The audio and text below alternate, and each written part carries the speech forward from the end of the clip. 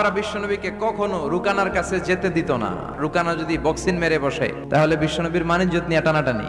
বিশ্বনবী একদিন ফজরের সালাত শেষে লুকিয়ে লুকিয়ে তিনি মক্কার সবচেয়ে বড় বক্সার রুকানার কাছে চলে গেল। যে বলল, রুকানা আসলিম তাসলাম, ইসলাম মানো শান্তিতে থাকবা, দুনিয়ায়ও থাকবা আখিরাতেও থাকবা। সুবহানাল্লাহ পড়েন। রুকানা বলে, না আব্দুল্লাহর বেটা মুহাম্মদ, আমি তো কালিমা পড়বো না, যদি বক্সিং খেলে আমারে হারায় দিতে পারো তাইলে কালিমা পড়ো। বিশ্বনবী বললেন, আমি তো বক্সিং খেলি না রে বাপ। রুকানা বলল, তাহলে আমিও কালিমা পড়ি না। বিশ্বনবী রাজি হলেন। অবশেষে ভাবলেন, আমি বক্সিং খেললে একজন যদি জাহান্নাম থেকে জান্নাতি হয়, বক্সিং খেললে সমস্যা কই। বিশ্বনবী রাজি হলেন। এবার বক্সিং খেলার পালা। রুকানা হাফ প্যান্ট পরে গায়ের মধ্যে জাইতুনের তেল মেখে এভাবে লাফাচ্ছে, পজিশন নেয় মারার জন্য প্রতিপক্ষকে। বিশ্বনবী তার পজিশন নেয় না, বিশ্বনবী দাঁড়িয়ে আছে। রুকানা বলল, মোহাম্মদ আমি লাফাচ্ছি, তুমি লাফাও না কেন? বিশ্বনবী বললেন, না আমি লাফাই না, কারণ আমি সেলাইবিহীন লুঙ্গি পরি। সেলাই ছাড়া লুঙ্গি পরে যদি কেউ লাফায়, বাতাসে সতর খুলে যাওয়ার সম্ভাবনা আছে না নাই? কি লাজুক নবী ছিলেন, কেউ বিশ্বনবীর লজ্জাস্থান জীবনেও